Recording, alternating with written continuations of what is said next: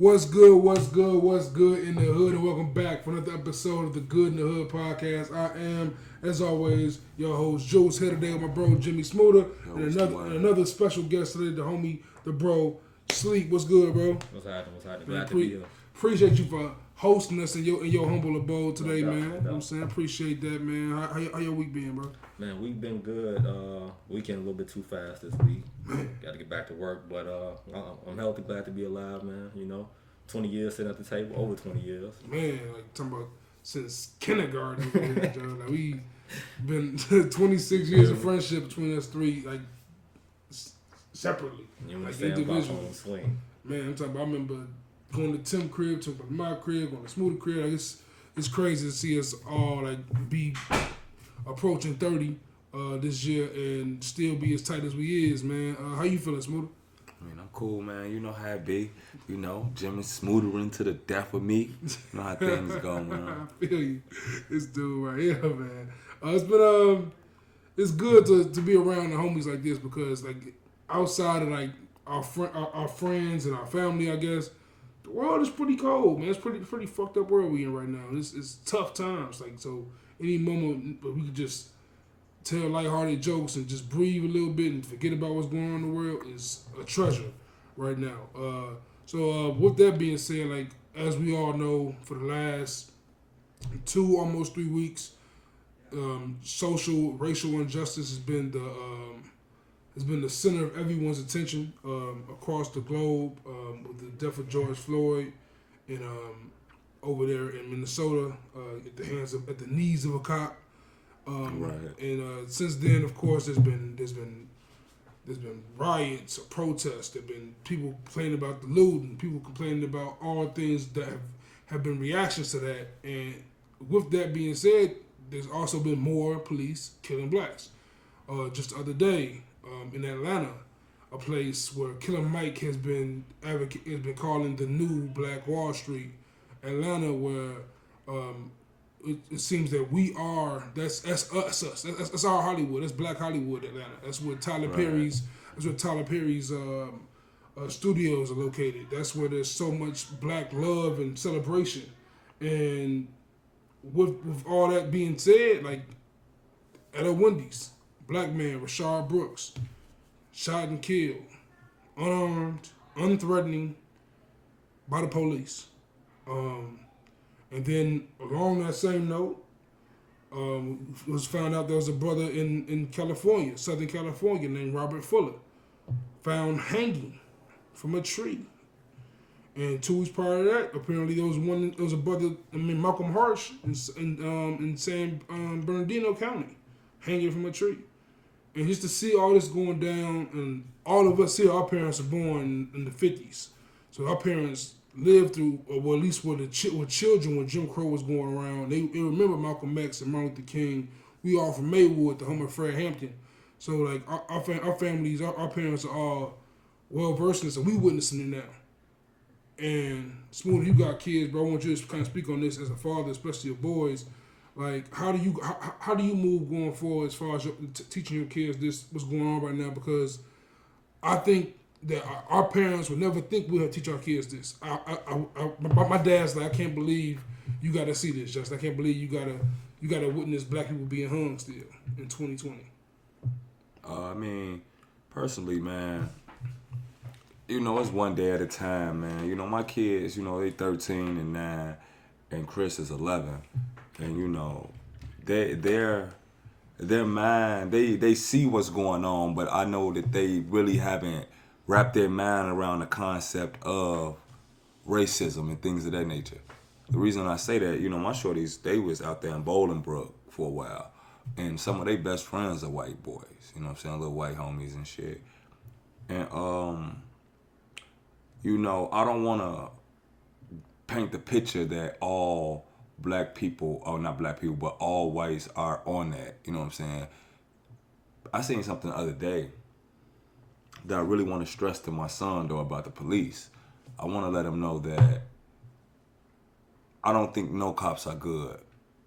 And the reason why I want to express that to him and let him know that you should be on alert when cops are around is because it'd be cool every once in a while to see black cops off the record come out and say like, we don't support this and this shit isn't okay. That's you know what I'm saying? I agree 100%. And With that part. you know, they stick together and they protect their own. And I won't, you know, if anything, that's what, you know, I want to teach Kai, you know, my oldest, you know what I'm saying?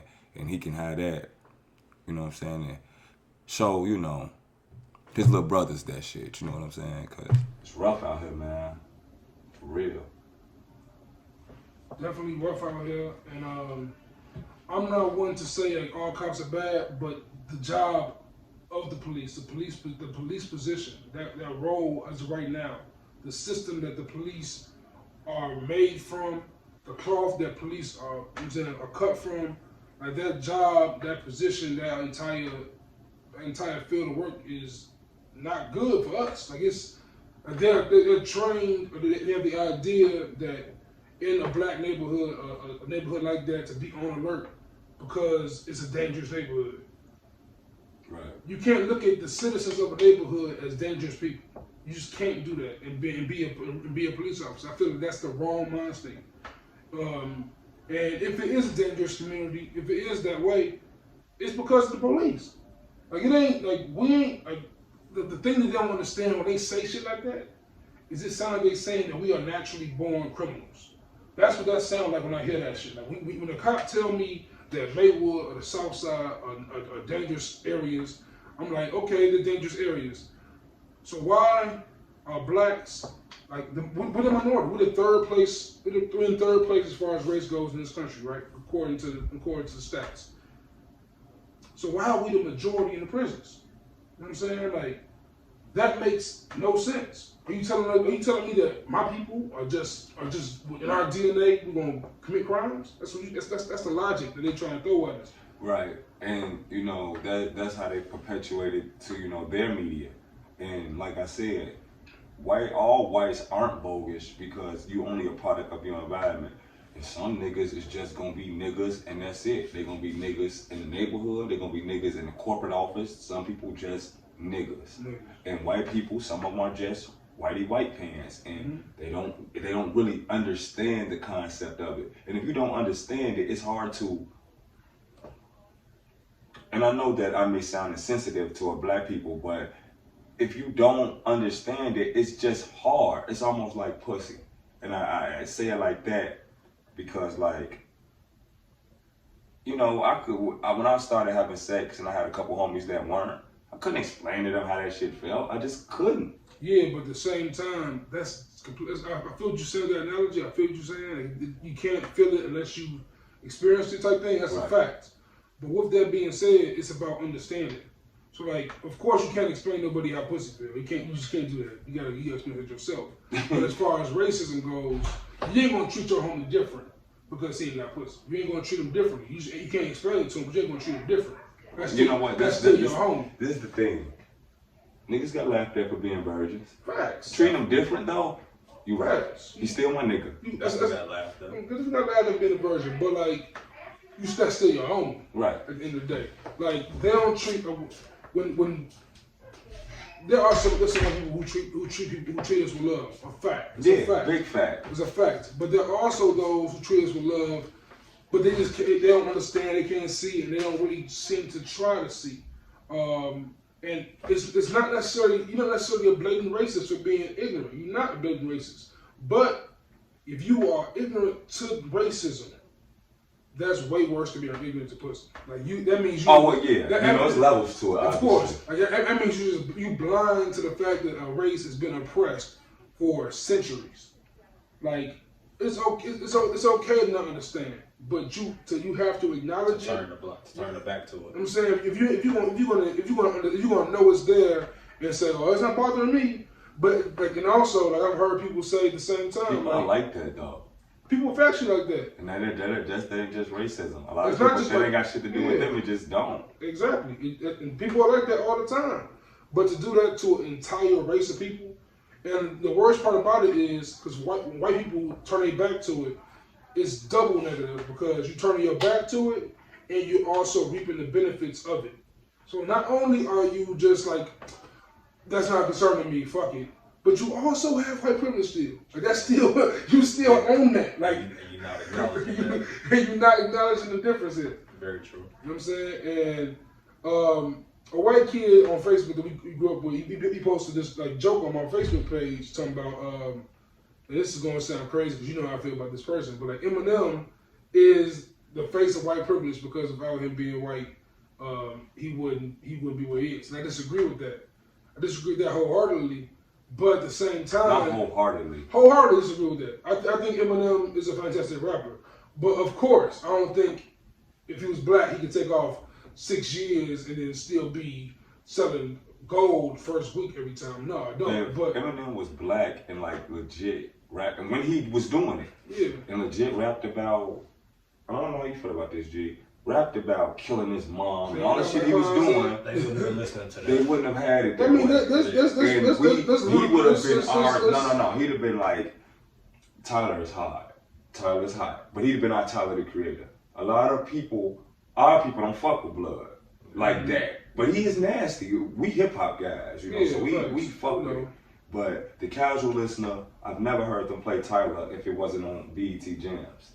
So like, I mean, like, there's someone like grew up with him, like a nigga like Royce. Like he came up and he had success. Of course, not to Eminem's level, but he also don't make the same kind of music Eminem made. Eminem also had a lot of crossover like hit songs that I think. But the music that shot him through the masses was the shit like how My Name Is right, and not even that, but all that shit that you know, that cartoony shit. not even just the cartoon shit, but the cleaning out my closet. I'm sorry, mama. Like I'm sorry, it's white mama. boys that really relate to it. One time, I don't remember what the Vic name was, but I got a ride home from a white boy at Joe's, and he was telling his mom, "Shut up, I'll slap the shit out of you." And I'm like, Come on, man. see, I just don't understand that. Yeah. Because that's just not my life or nobody that I know. Yeah. So that's just it, you know. And like I said, racism is the key element of that, and it's the biggest one. But That's you why- just don't really. Some people do though. And that's Others why, just don't. and we talked about this in the past episode, and I'm noticing it still, like going on now, because I believe it was a young black, I could be mistaken, I forgot, I think the guy's name was McDade or something, Tommy Dade, something like that. It was a black, Tommy Dade, something like that. It was a black trans person, and they were killed or something like that happened. And that's what I think black people as a whole, we need to start doing. Like what we did after George Floyd passed was perfect in my mind, because we told the world, fuck y'all and fuck this shit. Y'all gotta We see us. done. Y'all gotta see us. If something happens in the LGBTQ community, motherfuckers gonna know. Like ain't no quiet, ain't no pushing it under the rug. They gonna be loud and let you know, hey dude, we ain't playing that. And as in the black community, we aren't necessarily as tight or as organized as we should be. Like I hate the fact, and like, honestly, and I shouldn't say this. I should not say this, but I really do hate the fact that there are so many whites in those rallies. I want to look. If I was in the rallies on the regular and see them people there, I look to my left like, yo, where your parents at? Like, Shit. you know what I'm saying? Like, I feel you here with me, but what your parents doing right now? But the thing is, though, that's what brings happiness to me, knowing that, you know, generation, you know, Y and Z, they're millennials, and we millennials, but the Z, the guys out there, 95 and under. they just don't care. Yeah, they on that shit. They don't care about their history. And that's what I'm telling him. They can help, but the whites in that situation can really, really help us, you know, going forward, you know, to the point to where my grandkids, you know, Kyrell's kids, you know what I'm saying, could not have to feel that pressure that they had to go to police and they did shit wrong. You just getting off work. You know what I'm saying? Yeah. Like hopefully that day will come, because the lack of paying attention to our history. You know, like I said, man, my nephew, man, could care less about the police being right there. Yeah. And he can have a blunt put out in the ashtray. He just, his mind state it's not so far gone from it, but his mind state is gone away from slavery. Cause his brother wasn't, I mean, not his brother, but his father is my brother. He wasn't alive during segregation. and things of that nature. Like he didn't feel firsthand like our mother did, more so in the segregation era or when they were fighting for civil rights. The thing is, I'm going to talk after this. But the thing about that is, he might not feel that way, but if we all just take a step back, and I talk about this book all the time, Michelle Alexander, New Jim Crow Laws. If you just take a step back and just look at where everything is, right? Like, of course, I just talked to the 2 brothers in Cali just got home. Those are definitely far and few between, of course, as it was back in the day. But we in jail. We are in prison. Everyone knows somebody that needs to free their homies. Like, we in jail. They are putting us in jail. Facts. They are taking us away from our families. If they're not killing us, they're putting us in jail. From the neighborhood. You know what I'm saying? Yeah. And when you look at our neighborhoods, you look around, we fortunate because all 3 of us said we had our pops. Our pops was there. But they taking the black father out of the neighborhood. And of course, no one's stronger in this world than a black woman. And the black woman can handle everything. But that's a lot of load to put on their shoulders. There's some stuff they can't burden. Like, a woman can't raise a man by himself. So if a young man grows up with their mom, after a while he gonna be in the streets because that's what his homies are. That's what other men are. That's what other men are. That's what his influence is gonna be. You can't be influenced. A man can't be influenced. I'm going to be influenced by a woman by so much. You know what I'm saying? Right. It's only so much a woman can influence a man on that kind of level. Not really influence, but motivate. Motivate and just raise. You can only a woman can only raise a man to a certain level. And after that, he has to figure it out himself. If another man's not going to help him. But tell me what your thoughts, bro. Well, coming from when I moved from high school to out to the boonies in Plainfield, it was a culture shock. I had never been in class with a white boy. And to go out there and be in class with white boys, Mexicans, and all different types, it was kind of surreal because I had to readjust. Like, I didn't want to be there my first 2-3 years, 2.5 years out there. But then you grow to see they just like us. They do the same exact shit. Now, some of them, I've met some guys that people were saying, quote unquote, was racist. I'm playing football with them or I'm in a class with them. They some of the coolest white boys in the school. Yeah. So, you know what I'm saying? Some of them get straight up and they rocking with us heavy. But on the standpoint of us with the black community, it goes back to how we got to start policing ourselves and like you've been saying, police the police. Yeah. Like we can't piggyback on something we was talking about earlier. You can't be in there destroying your own neighborhood and then calling the police because they're gonna come in full blazing. Right. And Smooda mentioned this point before George Floyd passed. He told me, "Hey, Juice, niggas gotta strap up. Yeah. Like it's time niggas that's for the police. Niggas ain't right neither. And I've always been against it. I've always been against it my whole life. Like the Second Amendment, I think it needs to stay because I think everyone has that right. It just wasn't there for me. But ever since, like especially now, it's like okay. We gotta, like you said, of course, for ourselves also. We got, in our neighborhood, in the black neighborhood, it's time that we are the police. Like, because even somehow, when blacks decide to be police, they get rerouted somewhere else. You know what I'm saying? We don't snitch on each other because it's like, I don't want you to be here, but I don't want you to go there either because you're still my brother. And they not gonna treat you like my brother. You know what I'm saying? So it's deeper than that, man. Like, okay, we gonna detain you, but we gonna give you to the authorities, but man, no. Like like I said before, as far as the police job goes, because I worked security in nightclubs for years, for like 7 years of my life. So of course I've come across some cops that are cool people, but being a cool person when you just on the side just talking shit, that's a different thing than how you act on the job. And I think cops need to be trained better. I think it definitely needs to be defunded because we've defunded healthcare and education for years in the black communities, especially.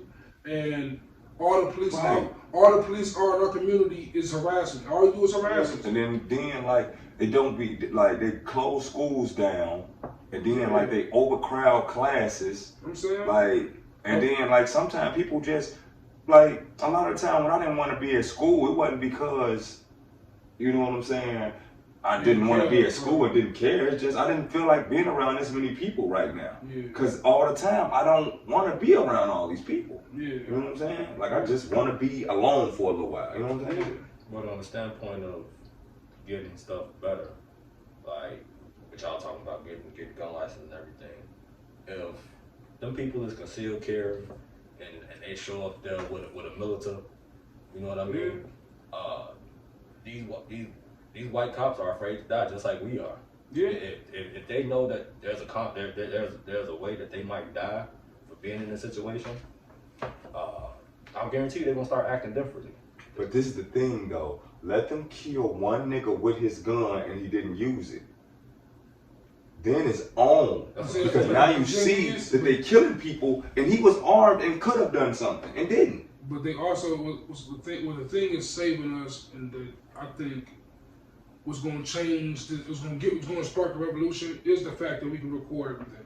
Right. Like, just the fact that this shit gets because ain't no telling what didn't happen in between Rodney King and Trayvon Martin that we didn't see. Or even between Emmett Till and Rodney King. Like, to be honest, we have an idea, but we couldn't even imagine. You can seek everything now. Like everything, like years ago, my nephew recorded my younger nephew getting a whooping. Right. And my sister's like, why would he do that? I'm like, that's their generation. They record everything. But that's the time we live in. Everything is recorded. Everything. The guy died at my job. I want to shout out Jamie, man. I'm not really sure. I'm not keen on his last name, but he was a real good dude. He was working, man. He passed away at the job, but he was a real good dude, man. Rest in peace, Jamie. Rest in peace, dog. And like in the time like the way it is now, that's like just adding salt to the wound. Like the fact that we already are locked up inside, the fact that there's a pandemic going on, and the fact that now y'all just killing us on camera. Like the Rashard Brooks is caught on camera in front of their windows. Like they just the arrogance. You know what I'm saying? Like it's like, come on. Like and y'all can say y'all scared of us, but I'm gonna ask the question again. Why? Fuck is you scared of? Why you? I'm not gonna say it's right, but it's the perpetuation, and I'm not gonna use that as an excuse for all white people, because some white people go to school with black kids every day and shit like that. You know what I'm saying? But some of them, bro, just weren't around us, and only thing they seen is what they see on Fox News. And outside of Barack Obama, a lot of the time when they showing black people, it was 77 shootings over the weekend, and it's more than likely a nigga on, you know what I'm saying? They might show a nigga that got arrested. So before they even encounter black people, all they see on the news is shit like that. So that's a reason to be afraid. Not only is it that's only half of the spectrum, right? Because see, the new media, because they showing us get killed, right? But on the same side, you look 2-3 years ago, dude goes into an all-black church, shoots up 9 black people of the church. They give him Burger King. They arrest dude, give him Burger King. Yeah. You know what I'm saying? Like, arrest him, get him in custody. Like, what? Like, how the fuck? I gotta say it like this. That's their brother. You know what I'm saying? That's what it comes down to. That's their brother. And we on their land at the end of the day. That's why, that's why I've been against the guns for so long. Look, I've been against the guns so long because of that. Natives, because with the they guns, got it, but they niggas came to us. Because without the guns, they don't respect us. Like with or without. When we have guns, they gonna say you pulled the gun on us. I'm saying like with Philando Castile. I forgot what town he was in, Minnesota. but it was in Minnesota. That's in Minnesota too. Like he had a gun. And he ain't put out, he said, I got the gun, officer. He told me. Unloaded on him. His gun's still on his hip. Yeah, you're right, that did happen. Unloaded on him. You know what I'm saying? Like, but it just happens over and over and over. And like, of course, you know the people that's killing them back, it's them black people that was in the military. Yeah. What's the couple man's name over there? It's been a couple incidents of Black Lives Matter where they just went off and killed a couple cops because, you know. That's back to what I said. Chappelle was talking about that. If they knowing, it's just like in real life. When my uncle said one day, prison rules are in effect. I'm gonna respect everybody. Everybody's gonna respect me. Because if you knew that there was a chance that you could lose your life by the way that you talk to people out here, everybody would act differently. I believe that's the same way with cops. Yeah. If they knew when they showed up somewhere that it was a group of motherfuckers Like ready, we all, like that's all I'm saying. We If all it's just me, they cool. That's but if why- we come on the block, how we and be in the garage chilling and all Yeah. that, and everybody got a gun, and That's they think why- that they gonna be like, okay, That's why I keep saying, Let's bro, rethink like, this. right. that's why I keep saying, like, and of course, I'm a person who's not associated with gangs, but like, if all our gangs, all the black gangs just said, fuck it. yeah. One month, 1 year, whatever, 1 month's troops, everybody just loads up, gets together, and just protects the hood. You know why that would never happen? Just Yeah, of course. Like but that's also, and going back to Smooda's favorite thing, that's because of race. That's because of slavery. That's because of racism. It's in our brain to hate each other. That's in us. They put that shit in us. They pushed us towards that. Yeah. Like, they push the agenda on Yeah, each in the other. beginning, the Black P Stones, when they had the jackets and the GDs, was playing softball games. You guys ask my pops. Yeah. They was playing softball games out south. They was there to protect the community. And After they they all was took- part of after- the Black Panthers. After they took down the Black All Panthers. was Black Panthers. They put Yeah. that mute button on hookah Yeah. when we talk about growth and development. Exactly. That's when they started to what's the word I'm looking for? That's when they started to break down the gangs from the top of the pyramid. Right. Taking And away when they took the Jeff and Larry, exactly. they changed. Like I said, they changed the narrative. Yeah. Now all you see is It's gangster fluctuation. disciple, killer, in jail for this long. Yeah. So now it's people. Some shorties don't even know what being a gangster disciple is. They just like, okay, Larry a killer. I want to be a killer. Yeah. I should be a GD. Okay. So now the wrong people is getting a perception. You know what I'm saying? That's what it is. And not only that, we're not writing on history books. So like, Oh, yeah. So like when I remember being in high school and everyone's talking about the Gang Wars website, I'm like, you know, we ain't right there. Like the gangsters ain't write this, dog. This is all stuff that people have seen, and the gangsters didn't write this shit. Like, so like we ain't writing history, and like they control the history, they control the narrative, and they have the power over us. So like it's like after a while, like of course we're getting sick of it now. And I'm glad we're getting sick of it now, but like it's time. It's time for action, and especially when we got this fuckhead in office, like bro, like the fact that it was actually, I thought I read like some bullshit like joke online when it said Trump was gonna do a rally in Tulsa on Juneteenth.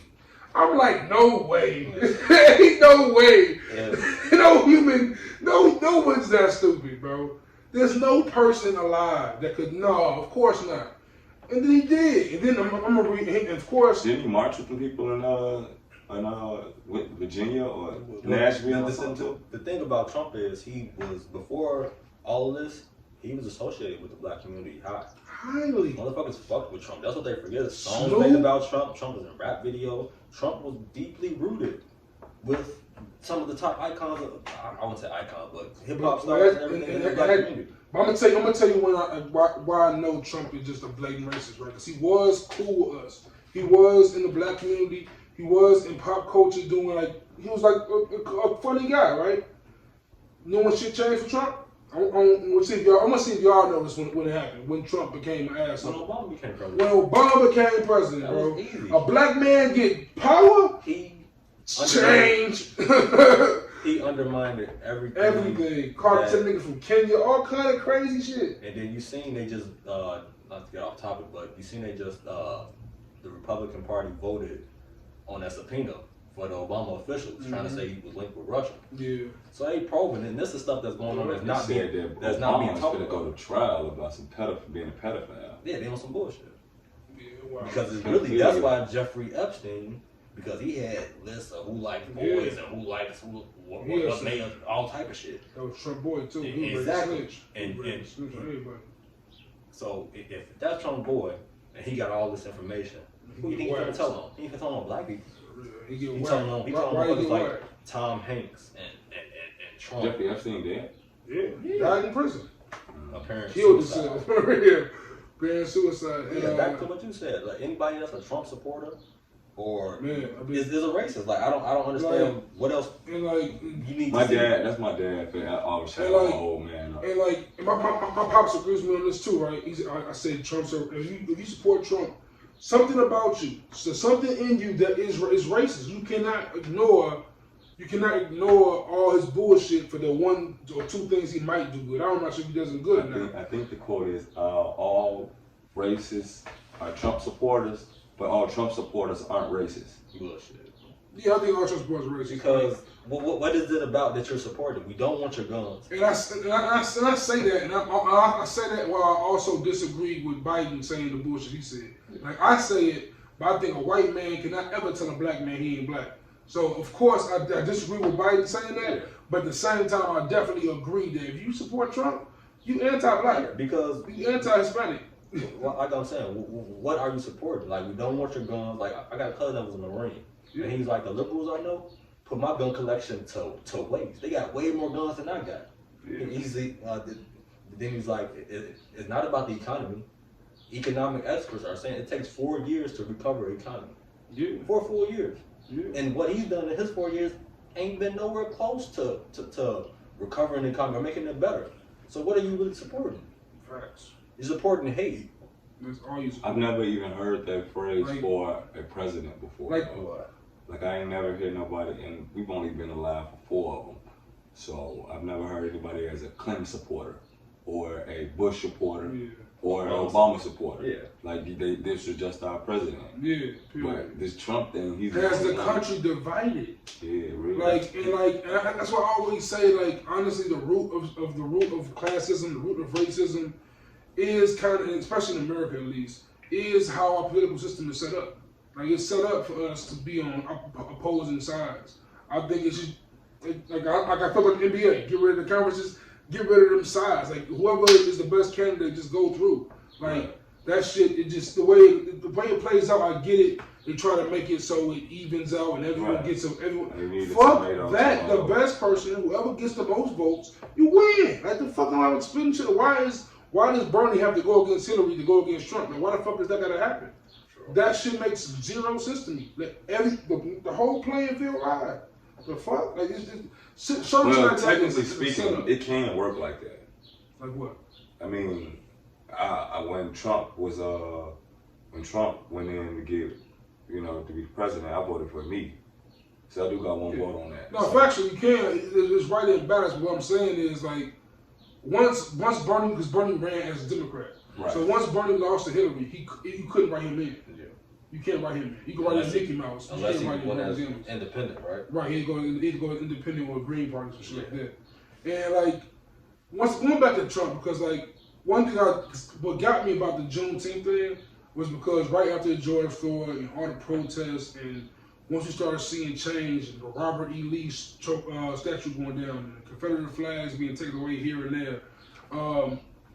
I started seeing a lot of people start speaking about how Juneteenth is coming up. Juneteenth is coming up.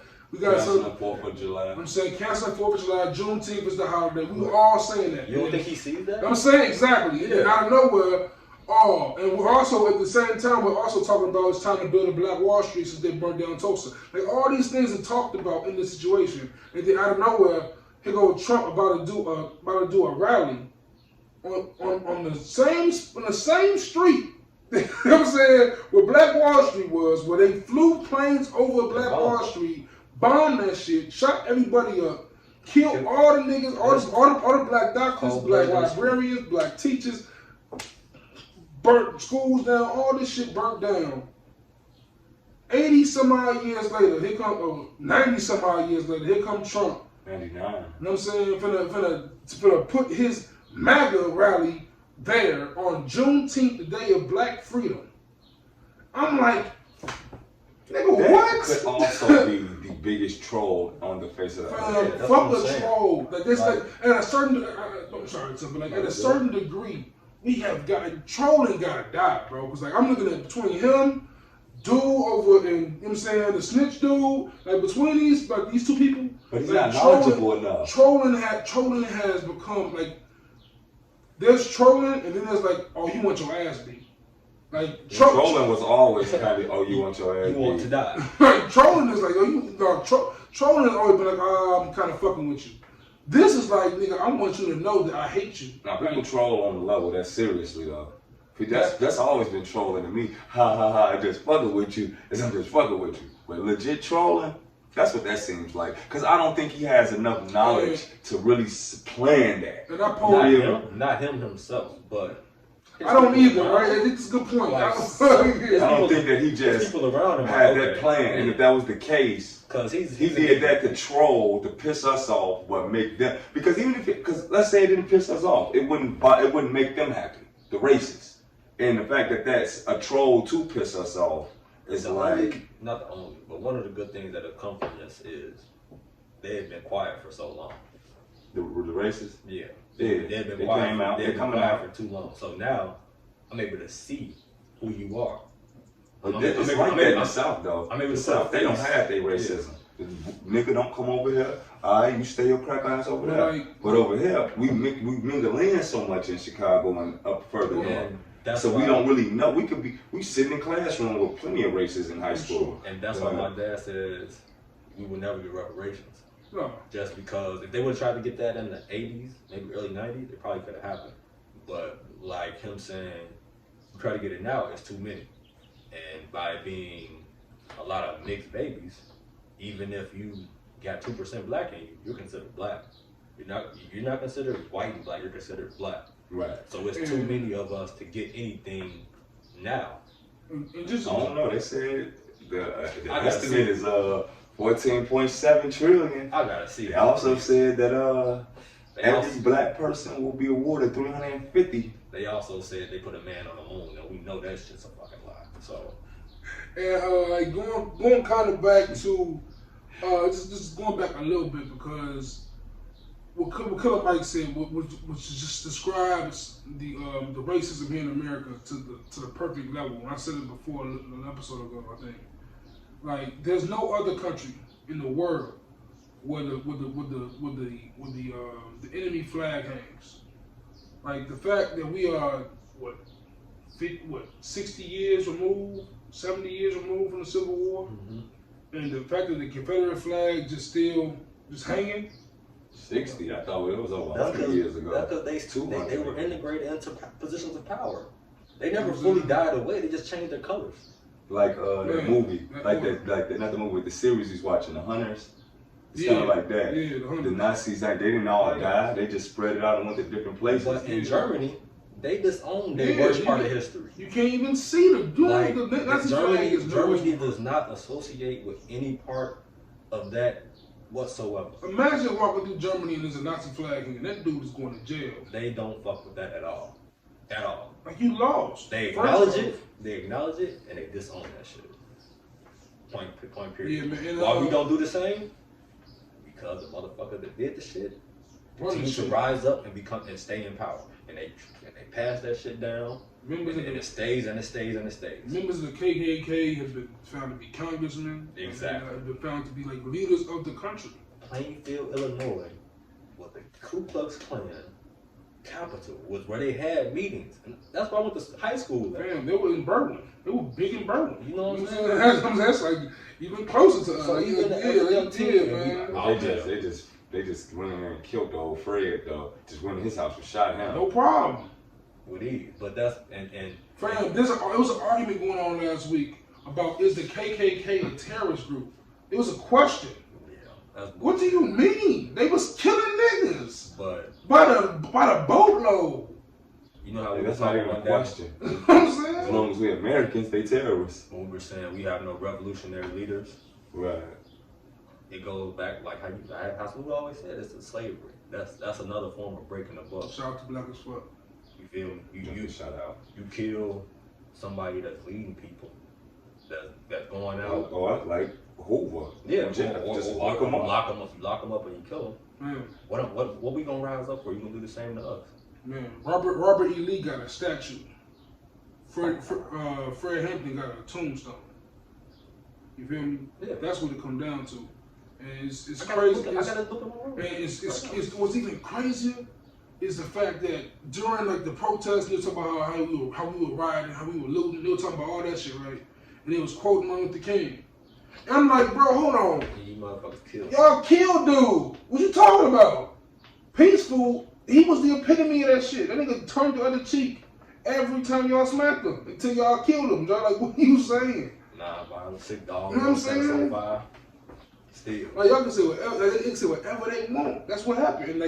And last. They're just lucky that he was Reverend Martin Luther King. Yeah. See, Malcolm X wasn't no Reverend. They know they had to do something to him. Malcolm X wasn't for no. But they had to do something to both of them. They don't want a black. They don't want a black man speaking. That's what I'm saying. Like they don't want a black man speaking that loud. That's why they got rid of Pac the way they did. Anybody that is speaking that way, anybody that is speaking that way to convoy, to bring a rise, they're going to get rid of you. Nipsey is the latest one that we've seen, and it's like as we're older now, we all 30, pushing 30. We see it. We see it. I still haven't heard nothing about that case. It's washed on the road. You don't even know about the killer. Eric Holder. I still heard about Eric Holder. What he at? Because he came out after word and said, yeah, the government told me to do it. And then right there, they clearly shut it off. Go center. Nothing.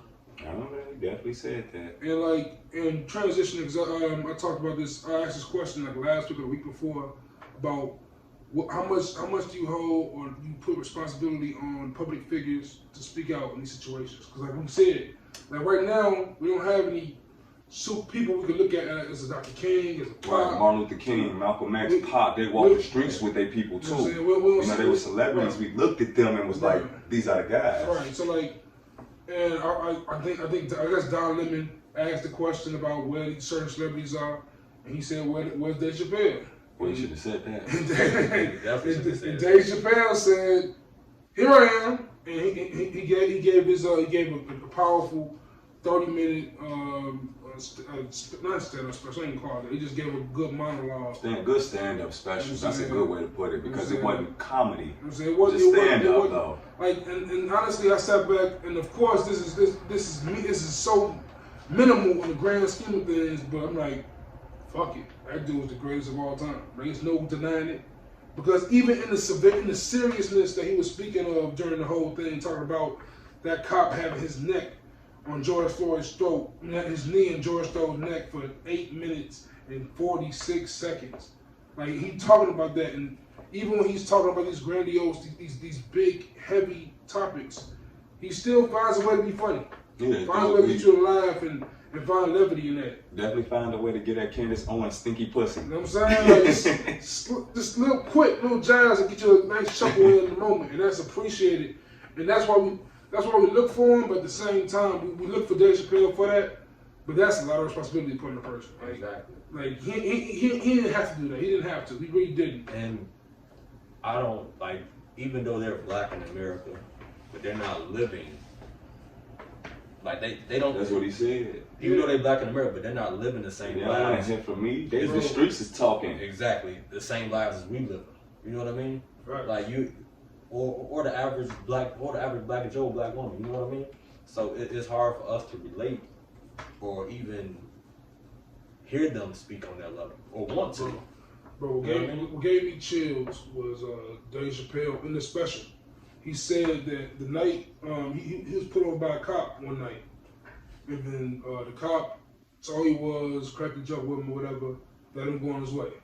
The next day, that cop went into wherever he was, I forgot the situation, but he killed John Crawford, a black man. Killed him. Unarmed. Black man. Killed him. And that's and that just, and of course, like y'all saying, he's a black man, of course. But if Dave Chappelle wasn't Dave Chappelle, he'd been John Crawford. Yeah. And he acknowledges that, and they do them different. That's what I'm saying. They're black, but they get a pass. But in the street with the police. But on the other side of things, I don't know if y'all saw this on TMZ. You know Jay Farrow, dude from SNL. I seen that. Cops saw him in L.A. and thought he was somebody else or something like that. I thought he was a suspect. Had the earphones in. I'm saying, needing that, guns out. Like he wasn't just another nigga. Yeah, they came Shout up. out to Kendrick. You seen him? Just another nigga. He came up he's jogging. He said he had. I watched the whole interview. Yeah. Said he had his earphones in, and at the corner of his eye, he see a cop coming up with his gun. So I stopped, but I don't think he's talking to me because he's saying, "Put your arms up in the air and get down on the ground." I look at him. I look past. I think he's talking to somebody else. They get me on the ground, put me in handcuffs, and I tell him, he put his knee in the back of my neck, just like he did George Floyd. It wasn't as long, but he definitely did it. He's like, after that, they hand me the handcuffs. They had me standing there, and I'm like, if you Google Jay Farrell, you will see that you made a mistake, and this is completely wrong. He said after like, I don't forget how long he said, it was like 15 minutes or so, 15, 20 minutes. Came back and was like, yeah, they apologized and said that the suspect been caught. I don't even like doing this kind of shit, but man, fuck the police, bro. Like, that's fucking crazy. And I got friends that are police. Same here. And I don't. I'm not no friend. I know people who are police. I got friends that are police. I know people, but they ain't my friends, and I can just say that. I mean, my friends ain't gonna be no police. Okay, if you put it like that, like, yeah, we ain't kicking them, but I cool know with them. Yeah, I know them. So even though, you know what I'm saying, yeah, especially if they're black and the police. Yeah. I done reached out to them, seeing how they doing, just on the standpoint, I know you a black brother. My family is police. And you a police right now. But, you know, I don't want to think we hate you just because you a black policeman. Yeah, like, don't get me wrong, like, I get it. Before you say that, like, I get it. Like, on paper, that's a good job. That's a good job. Good benefit. I get it. I get it. After your second year, you making $72,000. I'm saying, period. I get it. I get it. On paper, that is a good job. That's as good as being a truck driver. I get it. But the difference is, a truck driver ain't killing niggas. Like, your colleagues, and Smooda said this earlier, right? And he said he wished that more black cops spoke up. And I get why they don't, but at the same time... Right, I get why they don't. And I don't even want... I'm even saying black cops. They said there's good cops out there. Why don't the good cops gather together and say, fuck dude who put his neck in George Floyd? No, I need the black cops to do it. No, black cops too. Black cops too. Black cops, of course, specifically. But they always say it's good cops, right? A good cop would report or police the motherfucker that's doing illegal things, regardless of what they be scared too. Exactly. That's why I feel scared. And that's stupid. If you a cop and you scared, nigga, go be a truck driver. Fuck is you talking about? You a cop. You know, people always put out for jobs that they unqualified. Exactly. Allowing their resume. Yeah, exactly. But and get the job and be. For instance, right, the homie John, he in the military, right? You know how extensive that training is?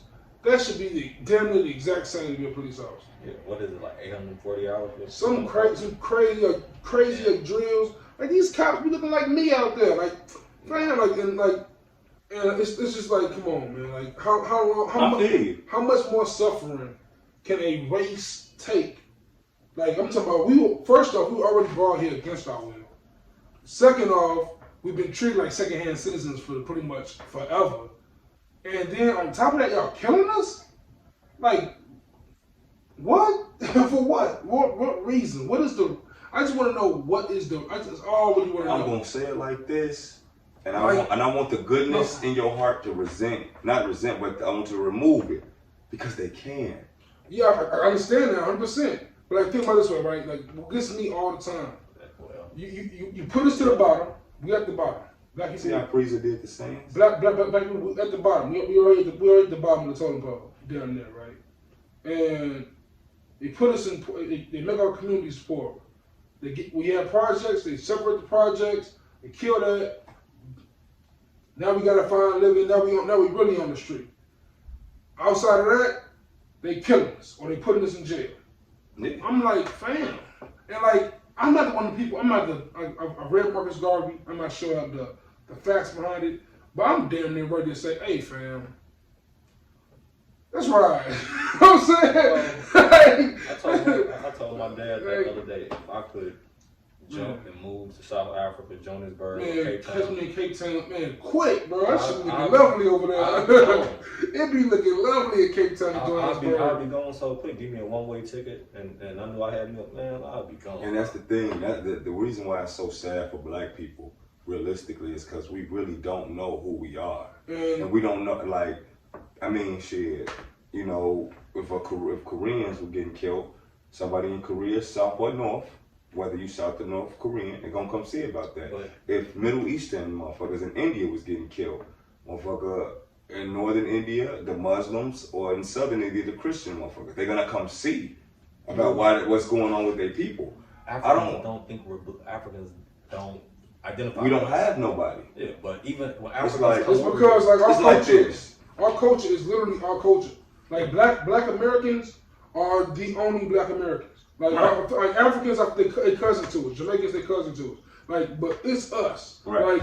Like, and if a Irish American, if an Irish American, like a dude with red hair, Conan O'Brien, decides to go to Ireland and kick it, no problem. I'm saying, like, if we go to Africa, like, we probably can kick it no problem. They won't feel like home to us. Now, that's not our home. In certain places, you're not going to be our culture isn't African. You're not going to be embraced over there because they don't, like I said, they don't identify with us. And honestly, we can't identify with them for real either. We can't. Like, I look at a person like Trevor Noah, like, I can't really relate to him, but I feel I listen to him. I listen to him. Like, I can't relate to his background probably, but he seems like he has his mind in the right mindset. And I just kind of change the topics. That's kind of really heavy. I just want to real briefly talk about NBA, right? So we all here hoop fans. We all want basketball back. And we all good in the hood and we just talking shit. So. You know what I'm saying? We all good in the hood talking shit. And of course, I'm a LeBron fan. I fuck with LeBron, so I want to see LeBron get his championship, especially in the wake of Kobe, especially in all this bullshit going on. I think, what he represents as a person is pretty dope. But then I never even took a time to think and just sit down and think, like, man, the NBA is mostly black. You know what I'm saying? Yeah, LeVar Ball was a genius. And the media portrayed him like he was an idiot. But that's our LeVar Ball. No, that's our league. He was an idiot. He was an idiot. He was an idiot because he didn't have any capital. No, not even that. Capitalism. No, not even that. Not even that. Like his whole. He marketed that shit all the way around. Exactly. So he's an idiot for how he marketed it. Yes. The idea was genius. That was not idiotic then. He used bad marketing strategy. Not even. That's not even it either. Okay, so the idea was brilliant. He himself portrayed an idiot. Yes. Like he literally walked around like an idiot. When he went on Monday Night Raw, all that shit.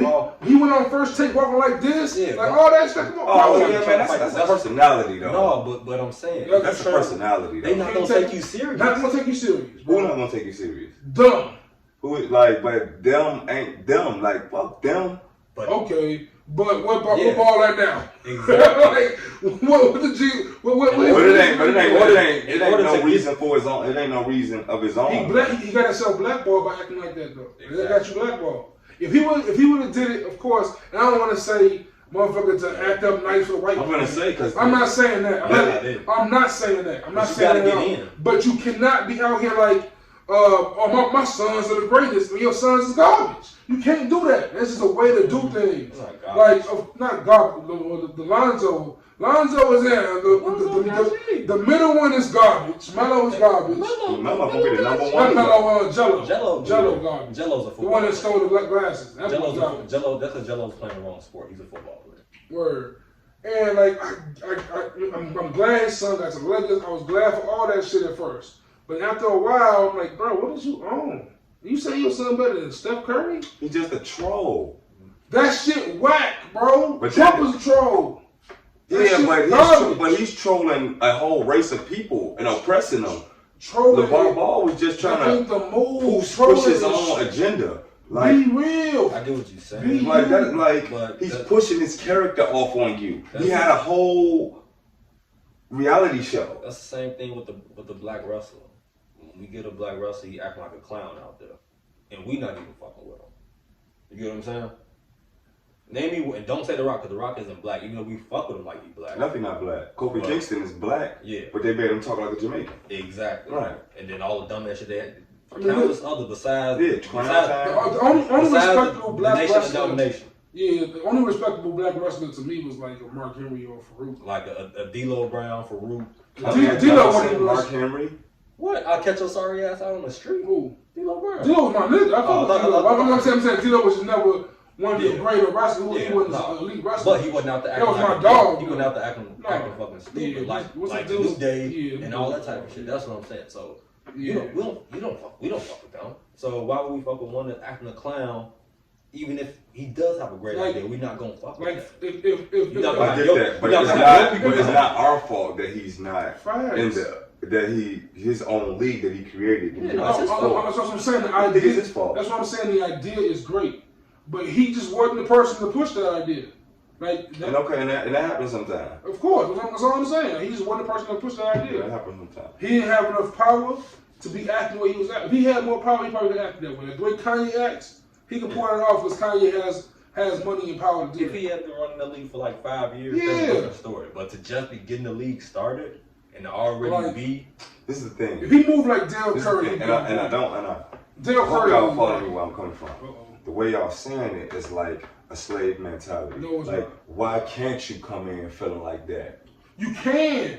You can absolutely come in. Because the only thing that's So wrong with it is that listen. you rubbing your shit. But Like what- G, for example, but- right? He works out. So he got all the confidence in the world, he can go toe to toe with anybody. Mm-hmm. But if he was in a gym with somebody right then, the first day he going in there, he going as hard as he can to make sure that person at least know, like, hey, I'm here, I'm with you. But yeah, but see, And he probably won't say, I'll say something. You know what's not a slave mentality? You know what exactly why it's not a slave mentality, what I'm saying?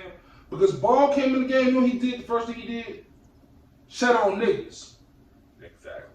How? He came in talking about Jordan overrated, he could beat Jordan. His sons could beat this. Like, all he did was shit on black people. If he would have just came If in he and pushed his would've agenda, if he would have came in the league and said, I think you should be a black commissioner. Yeah. I want to be commissioner if of he the just would league. have pushed his agenda, If he would I have think said would've that, won. I'm better. If he came in the league, I'm better than Adam Silver. I would have rolled with him. Fuck it. Shoot your shot, bro. But you talking about you better than Jordan. You better. Your son's gonna be better than LeBron. Your son don't need LeBron on the team. Like, oh, he's saying all these things. It's detrimental to him and his sons. And that's what we saying. That's what I'm not. Right, he rubbed people the wrong way. He No, rubbed us not the one. wrong way. Not people. You are, us. Smooda, you got it all the way. I see what you're trying to say. You're trying to say that he ain't gotta be nice. Of course, I'm not saying you gotta be nice. I'm not saying a black man gotta be nice or play the game to get in. I'm not saying none of that. Wait, just know that you're not saying that. I'm not saying Then that. what are you saying? I'm saying he was stupid. For? How he behaves. Kanye behaves stupid, but Kanye has money and power. That's all I'm saying. That's the difference. Ball does not have money and power to be acting that way. I always thought it was just trolling and him being funny. That don't if it's work. stupid, if it's stupid, Name me it's stupid. Name me a troll that's You know? successful. Name me a successful troll.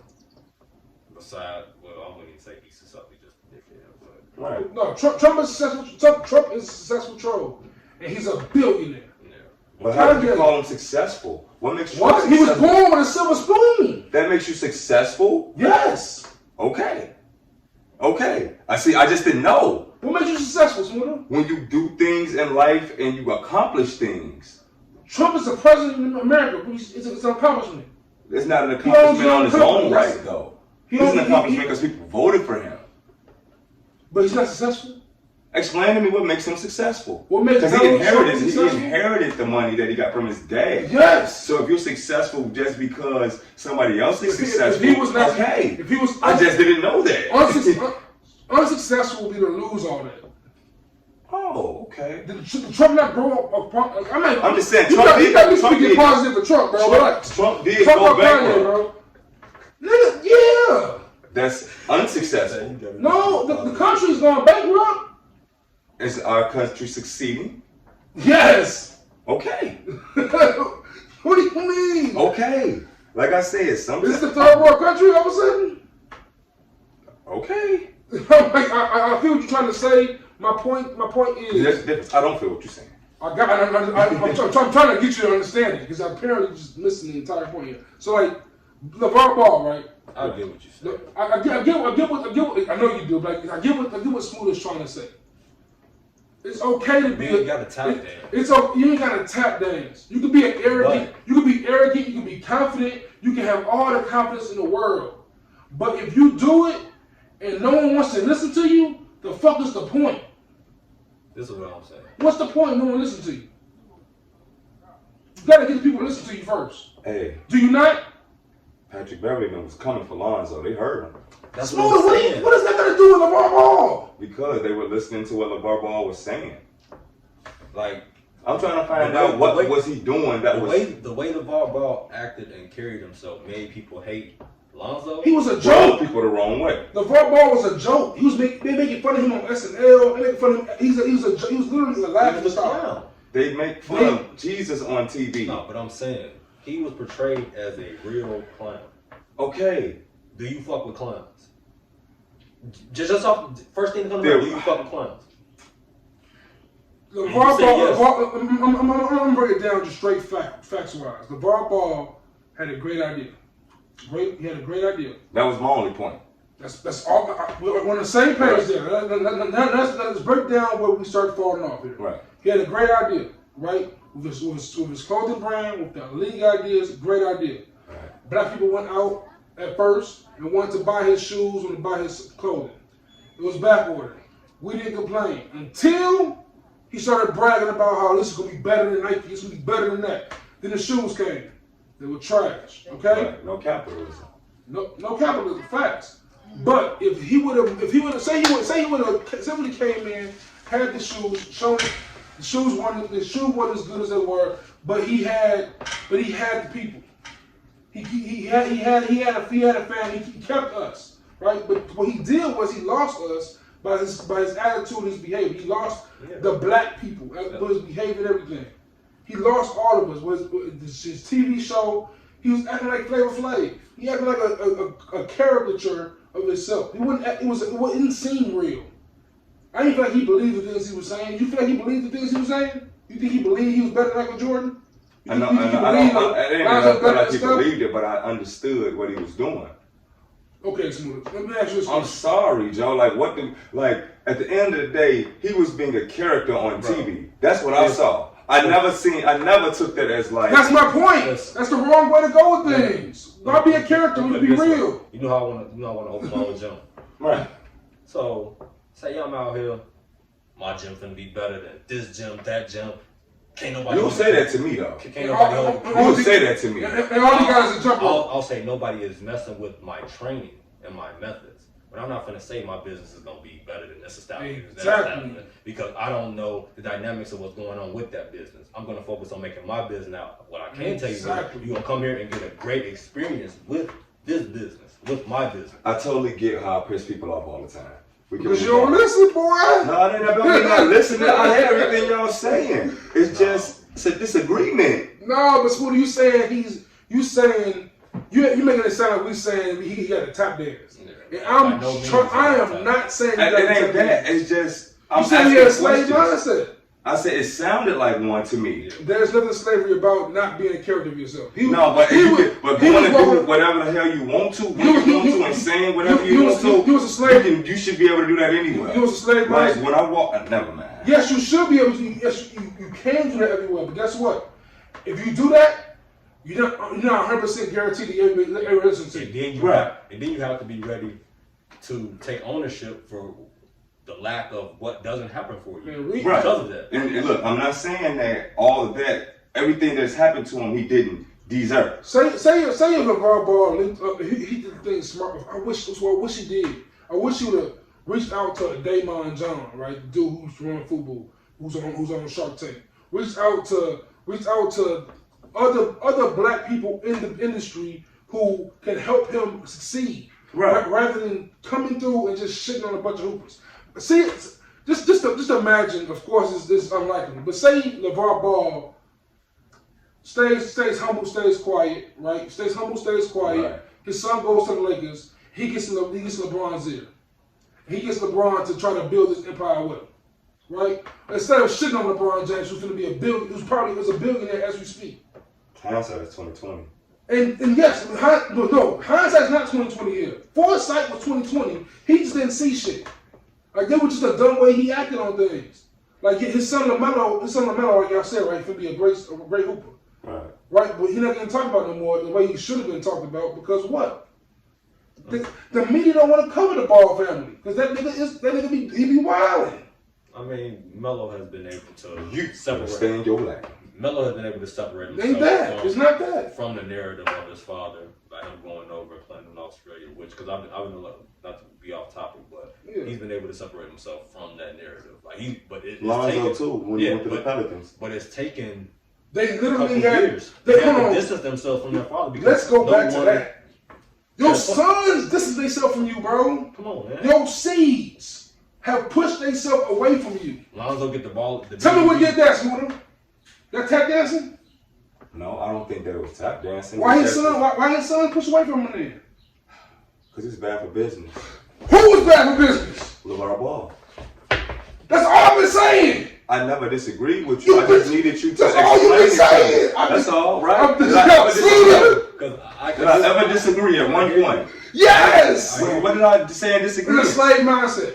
That's the first thing you said. And yeah, that's what took him off the rail right Like, now. what? I didn't understand where that came from. The reason why I said it was a slave mindset, though, is because if it's bad for business, it's not slave mindset. You are moving with bad for business. You're moving like an idiot out here. Because nothing's gonna come from that. Nothing's gonna come from how you behaving.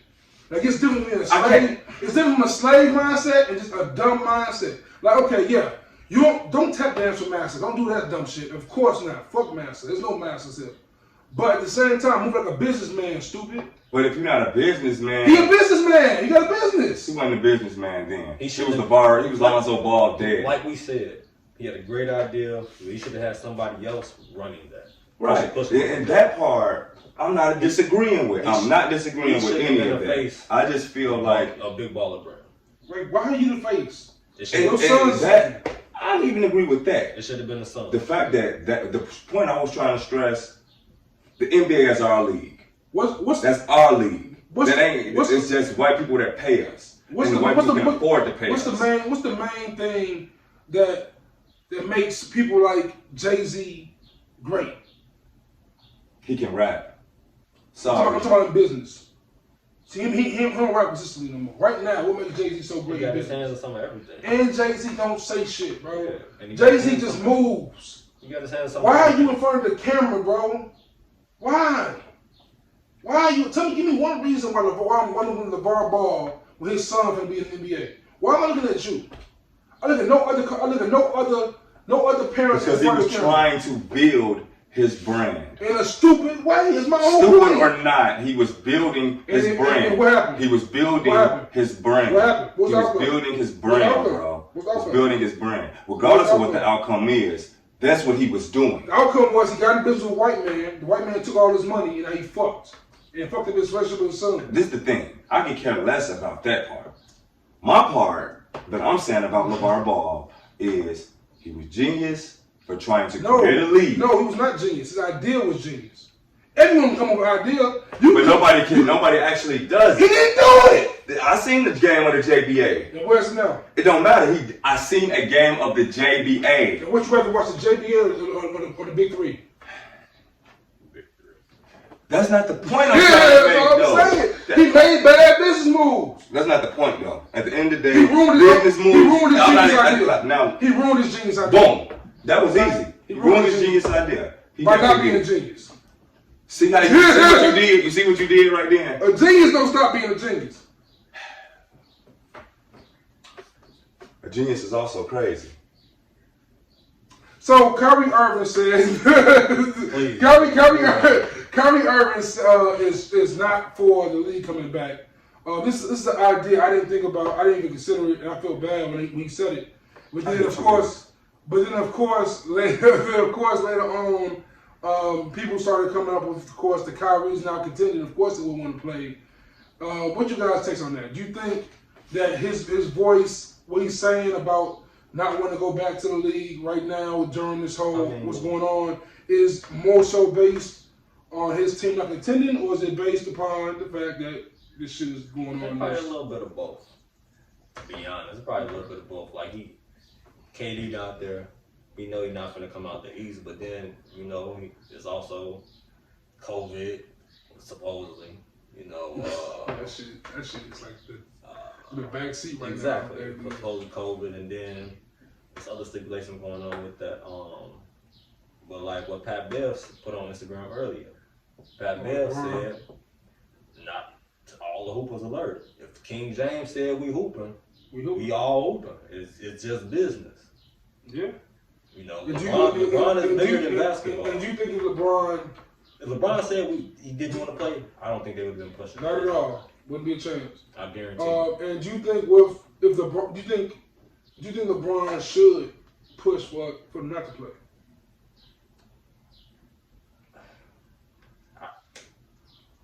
I was LeBron, I would. But knowing LeBron and not knowing him because I don't know him, but I see two sides of it, right? Like I see the side of fuck all those brands and all the money y'all be putting into these brand deals, endorsements, and like fuck all that. Sponsors. Like this league don't this season throw the season in the garbage. I get that mindset, but at the same time, like I look at the NFL, I look at baseball, I look at hockey, and even though the NFL is mostly us. None of those leagues really represent us well at all. While the NBA does represent us pretty well. Adam Silver is probably the best commissioner in sports. We have people like Greg Popovich, Steve Kerr, Doc Rivers, Jeff Van Gundy, who have formed this like a different, I guess, some sort of organization for like coaches and people in the NBA to advocate for social justice and stuff like that. And so it's dope in that regard. I would love for the NBA to shine more light on this when that season comes back. But at the same time, I know for me, when this shit kicked off, I said, yo, I took a day off of work. My shit, I'm not feeling right. I'm not feeling to talk to these people all day. I ain't in the mood for it. So I understand why a person would think, I ain't for that game of basketball right now. Like, this shit seems so small, so minuscule. That's why I say it's a little bit of both for Kyrie. Come on, man. I really don't have no outlook on that for real. At the end of the day, I don't even like Kyrie. I think he's a pussy. For what it's worth, though, I think that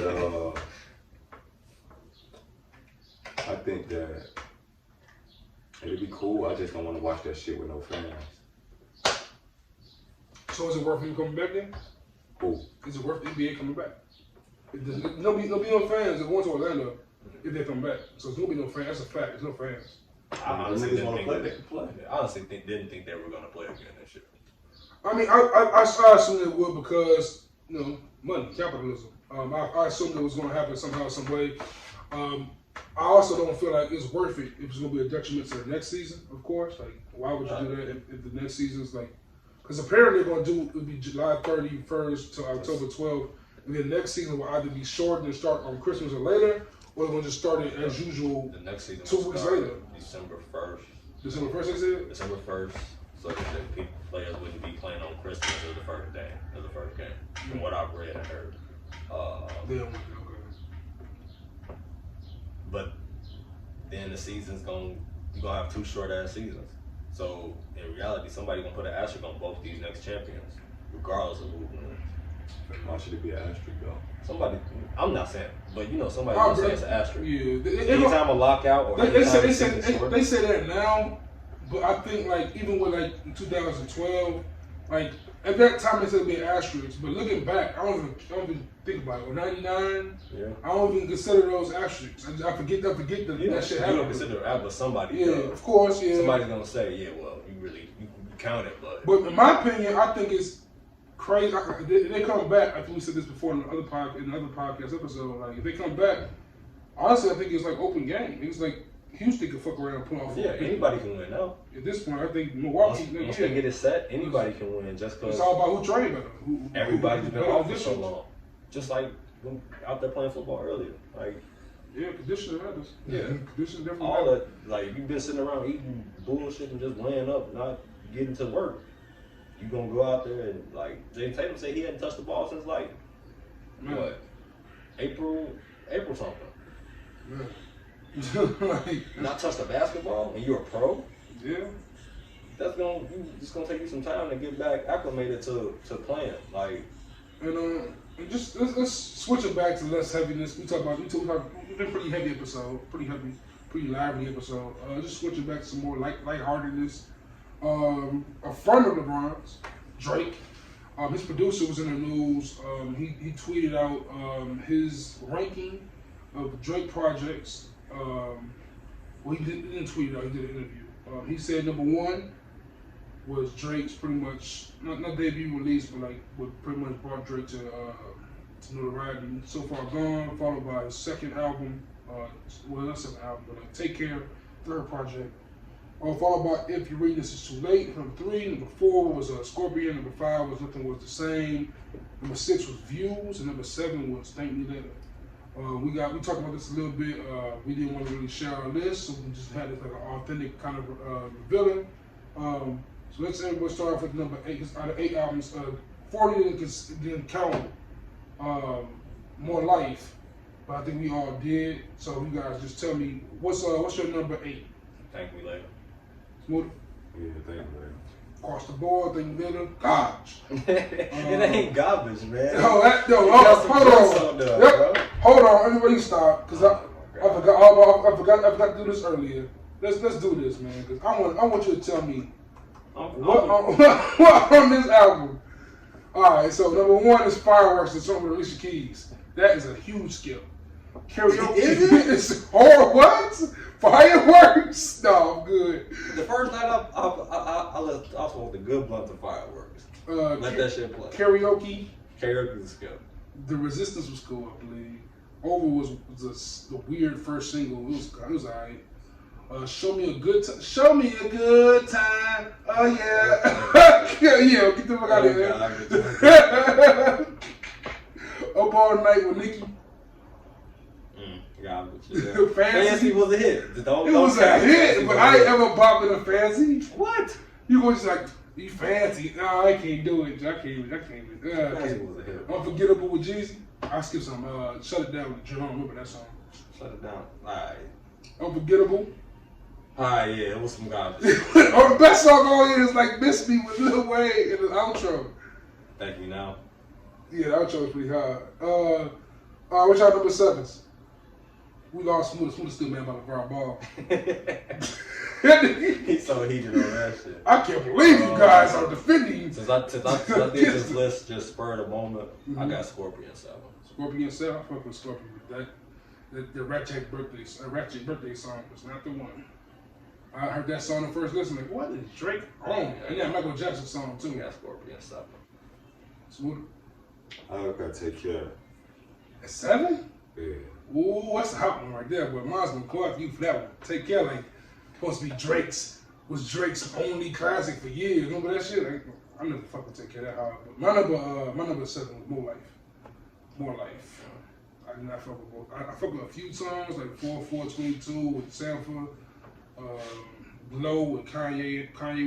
It grew on me over the years. Do Not Disturb is on there. There's one more, Lose Yourself. There's a few on there. For sure. I didn't really fuck with Scorpion that time. It was decent. Scorpion's the one where he rapping. The first disc, he just killing Pusha T. Like, oh, that shit's fire. 10 out of 10, Mob Ties. He go ahead and push her name for like a good album. It just wasn't one of my favorite albums by him. That's all. The joint with Hov on there pretty decent. Was it Started Up? Talk Up.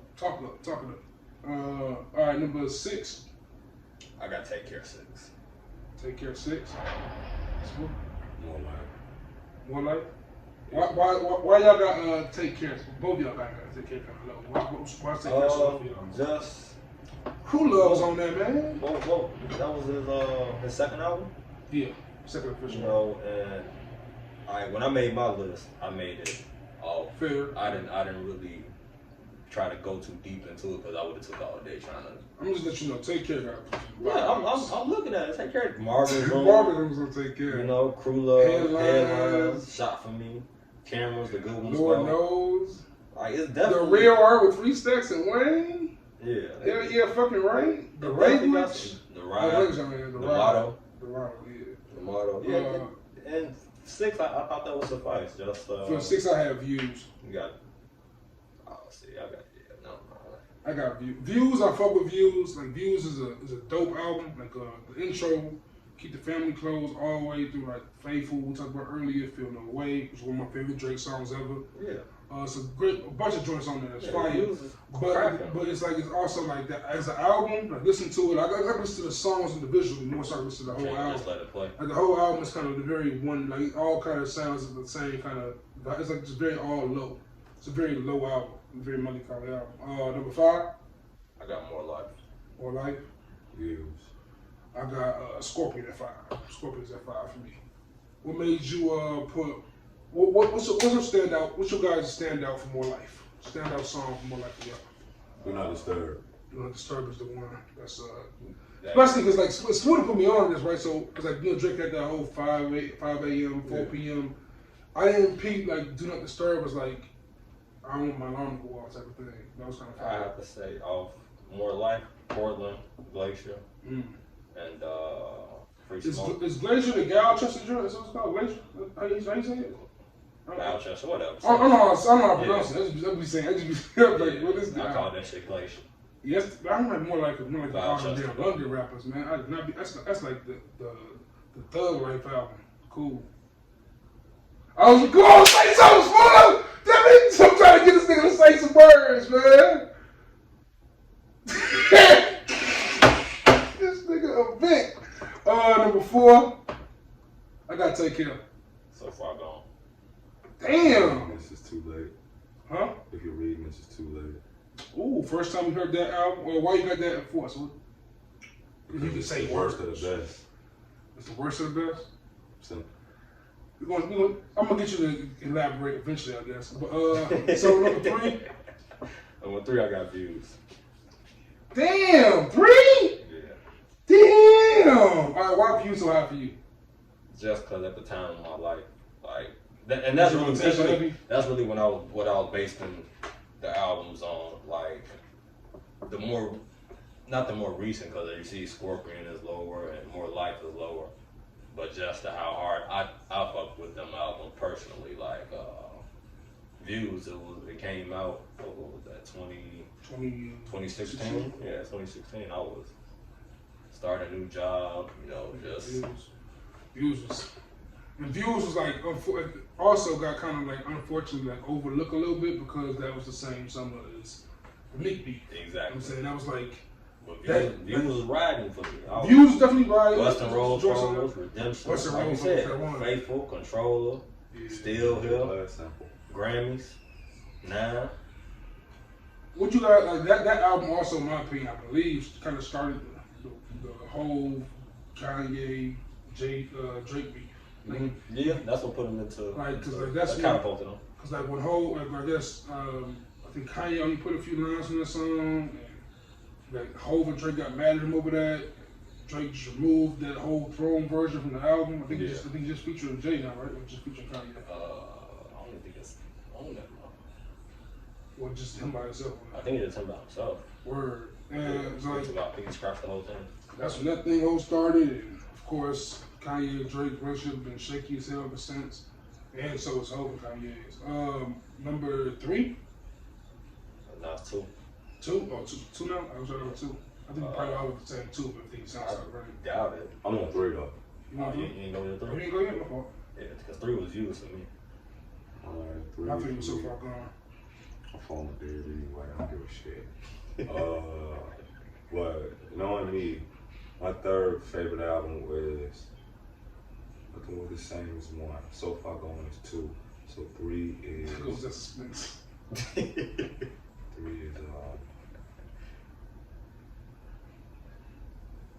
damn, what is this? Scorpion?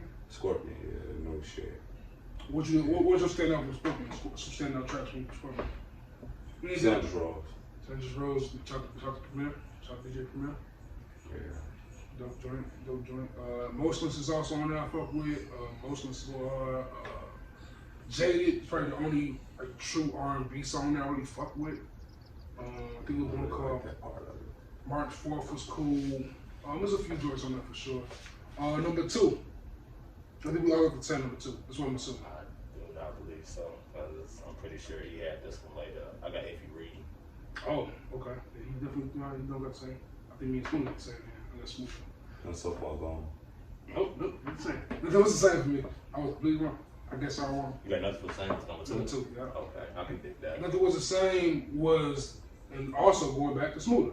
So Smooda and the homie Mello put me on to that. I mean, I ain't fuck with Drake. I fuck with Drake early in his career before he was with Wayne now. And then around Best I Ever Had, I'm like, I'm cool on this guy. And not until Nothing Was the Same and Smooda kept playing The Language over and over again for like a whole summer, I was like, I'm gonna give this dude a listen. I heard Pound Cake, and I'm like, alright. I fuck with it. And for my number one, transitioning, because that's like right after this album. That's the album that, like, front to back, I think Drake has no misses on that album. That's If You Read This Is Too Late. See, I It sound like a big ass party album. That's all. That's why I got number It sound four. like a bunch That's of what Joe singles. Budden said, but I I disagree with that. Nothing Was the Same, my number one. Nothing Was the Same. Yeah, because Nothing Was the Same for me. But the song was different. Yeah. Every song was an album. Especially, The best album we got. especially my favorite song from the album is Too Much. I don't think anything on If You Read This Is Too Late sounds the same. But Too Much is fire. Too Much with Sam, I don't know how to pronounce his name. Simple. So, Yeah. like that just, I ain't even gonna cap, we went to the Summerfest. My phone was fucked up. I had that shit in the headphones when we went back to the hotel and I was gone. That Too Much had me rocking the whole night. Can't cap. Yeah, it's a tough tune. It's a tough tune. And 305 in my city. Yeah, but I feel like it's something's a skip on that. I just do not fuck with. Wu-Tang Forever. Worst Behavior. Hard. Worst. Motherfucker never loved us. There's like a couple of jokes where I always skip. There's nothing on that that you can skip. I guarantee you, it's something that sounds like 305 in my city. One song that sounds just like that. It is not Come Through. It's right. Connect. Connect gets skipped every time. Play the Hold on. That Connect. can't be boom. Connect and 305 in my city sound. I like Connect. I don't like 305 in my city. This is 305 in my city. Yeah. See, I like all the ones I like. I don't like Come Through. I don't like 305 in my city. How you don't like? I'm at 305 in my city. I get it. And of course, I can't stand that one song that Hold On, You Coming Home. But I understand why it's a hit. I'm like chitting on it. That's never getting played by me. That's straight fire. Just never getting played by me. And for me, That like, song 2-player. it's players, but it's not player hater. But just hold on, we going home, baby. Shit. Going home. But for me, If You Read This Is Too Late, man, like going intro off rip, Legend. Yeah. You got Energy. You got Hell no. 10 bands. I've been watching you. Everything that I see. Where you at? and you go through the Know Yourselves, you go through the Six Man, you go to You and the Six when he's rapping to his mom. I Like, think 6 p.m. in New York is on that one. yes. Yeah.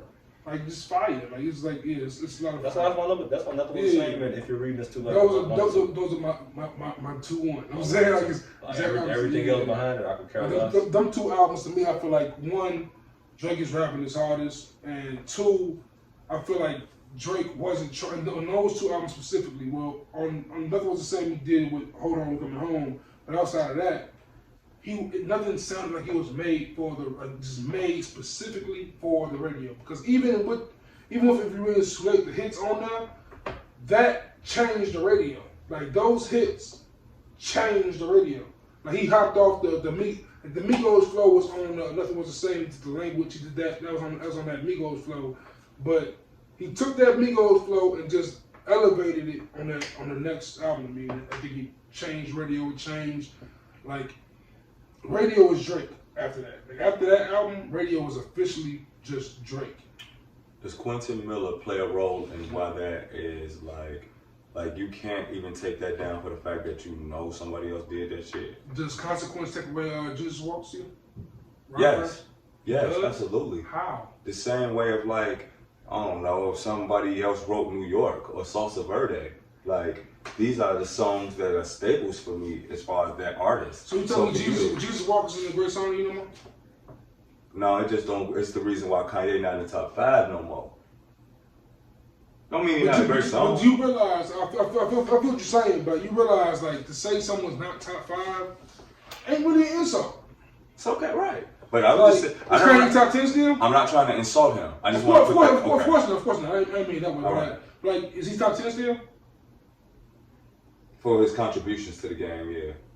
Because he had 6 classic albums. Because his contributions to the game. All right, so put it this way, right? So Quentin Miller, you heard the reference tracks, you heard that, right? You heard all that stuff. I can't even just graze over that. Like I hear you. I got you. I'm on the same page with you, right? So I had the same problem at first when I heard it, right? But then you gotta sit back and you gotta think. You've heard Drake. before. We're not talking about Drake, the No, artist, though. facts, Just this facts. album. This album, facts. You heard this album, Right. right? You hear songs like "You and the Six." You hear songs like "Company" with Travis Scott. You hear songs like "6 p.m. in New York." You hear these songs on the album, and you know Quentin ain't pin that. Probably didn't. Like, why think? Of course, this is me. This is me as a fan of music and just interpreting things how I interpret it, and just try to give reason and understanding to it, right? And just knowing, kind of understanding what Kanye did with Consequence, GLC, Rhymefest, what he did with them niggas, and just thinking about what Drake probably did with Quentin Miller, and knowing how Drake's staff, and knowing how Drake's staff kind of molds around him, right? So Drake 40, he got Boy Wonder, he got all the niggas around him, his team. I don't think Quentin Miller put pen to paper. Quentin Miller had the reference track. Right, I don't think he put pen to paper. That's what I'm saying. I don't think that Drake Reference had it either, though. A reference for me, why I think why I think Quentin did. You doing this is an example of why, because okay, look, when we talk You know about me, I'm not the Drake guy. So you know kinda are now. I'm the Drake guy? Kinda, yeah. Okay, anyway, because that was bad. Definitely Drake guy. So with Quentin Miller, I feel like Quentin Miller probably helped or aided with the flow or delivery of the song. Absolutely. It's a reference track. That's a fact. Most of that is what Drake is, though. Most of Drake is his flow? Yes. Okay. I mean, you took off 10 bands from that album, I'm still okay. 10 bands. Yeah, that was a good track, though. I mean... Enormous track. Or for the album, at least. I mean, this is... The album don't suck, though. I'm talking to Smooda, right? And Smooda's the guy who tells me that Young Chris wrote for Hov or did something for Hov. So, like, I don't understand, but okay, I got you. I mean... He didn't write for Hov. I never heard that Young Chris doing that. All that shit, that whisper flow. Hov did that for Blueprint 2 when Young Chris was around. I have facts too, and then I'm not the only person you heard say that. Of course not. But I'm saying, but you stand by that. I'm saying. I have to stand by it because it's a fact. See, This is my thing, don't rap like that, and he didn't rap like that when Biggie was alive. That whisper flow was just Blueprint 2 when Young Chris was around. How many Quentin Miller songs you heard? Pretty much, bro. I don't know. Never heard him. I don't even hear Jay do no more.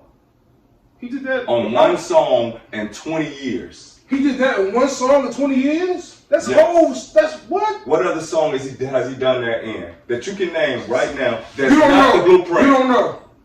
That's not the Blueprint of the Black Album. You said Blueprint 2.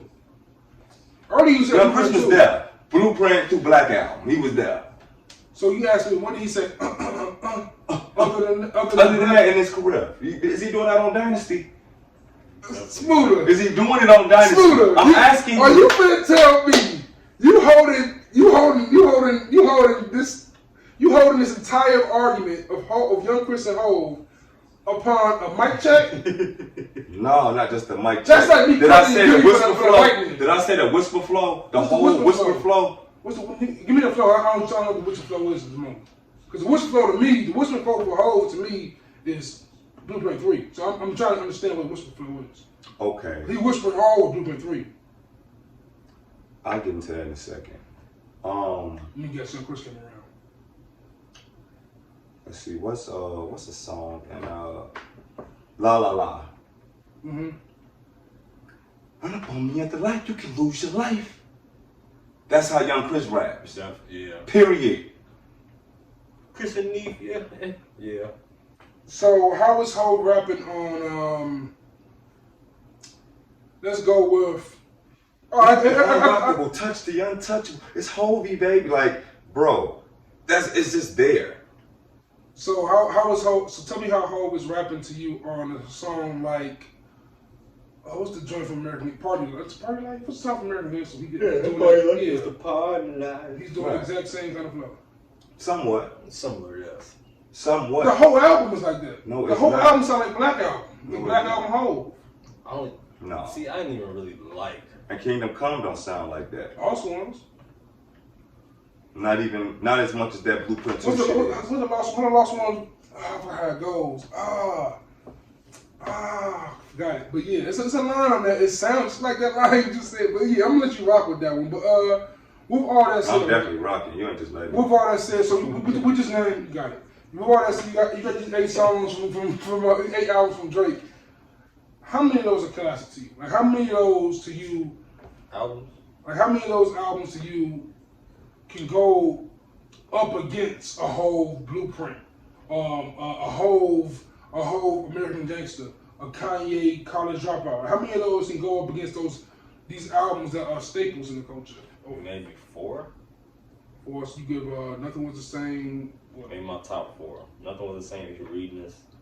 Views and So Far Gone for me. Maybe 4. Smooda? And you can interchange them, but I'm thinking maybe 4. No. None are classic or none can stand up to those Hov and None can Kanye? stand up to Hov and Kanye. Okay, I was basing it off of classic. So how many of those can stand up next to a Kendrick Lamar, Good Kid, Mad City?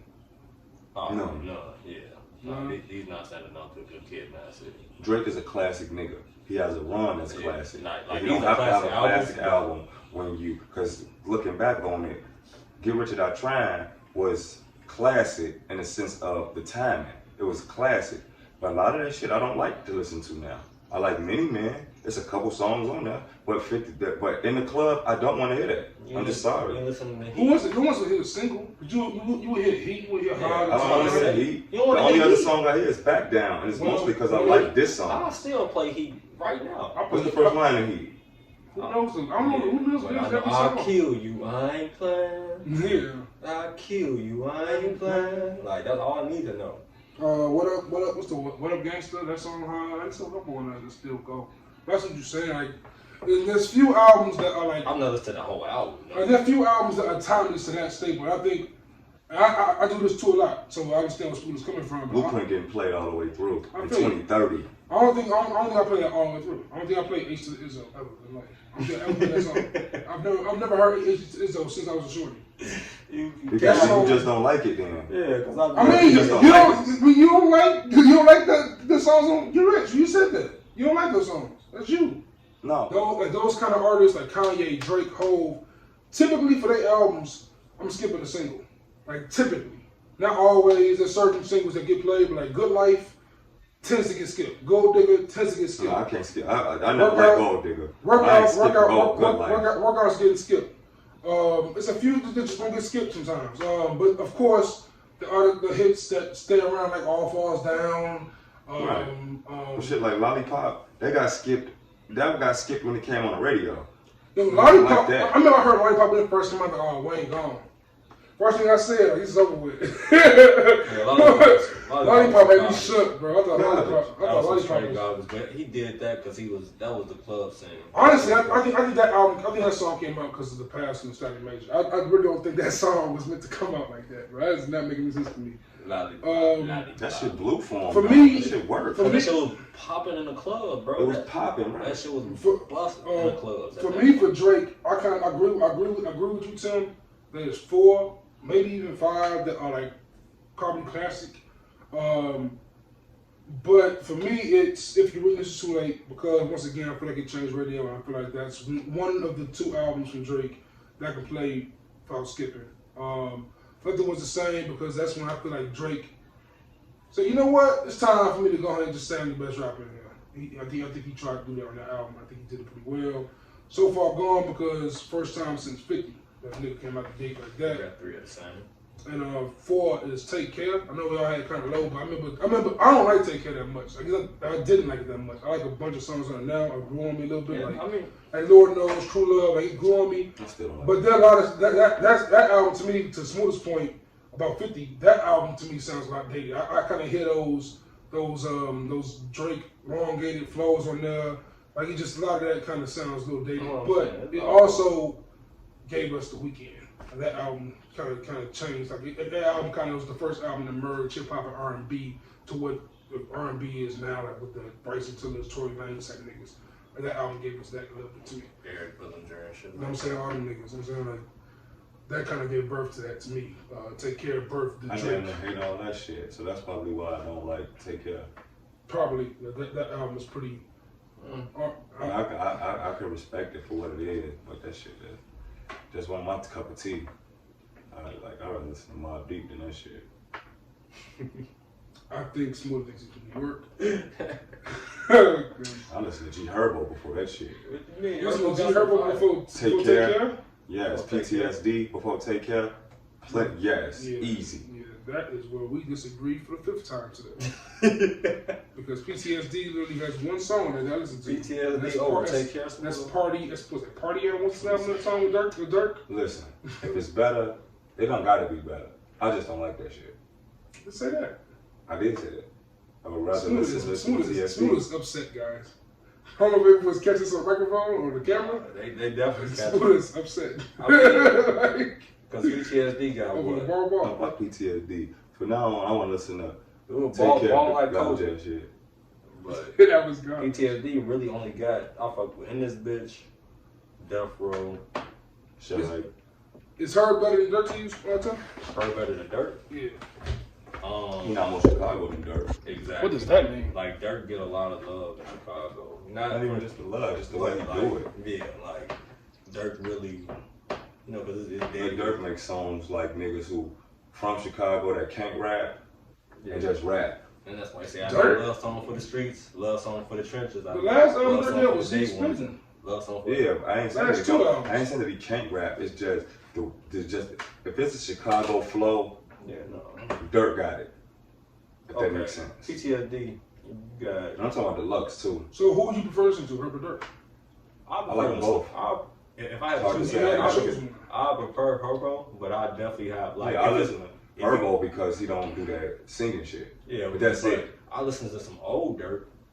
I think 300 Days, 300 Nights. Maybe it could be from Chicago, but I feel like Dirk. When I listen to cats like Roddy Ricch, I'm seeing the praise for like Lil Baby, and I get the praise for Lil Baby. He's doing phenomenal. He's definitely improved phenomenally over the past year or so. Yeah.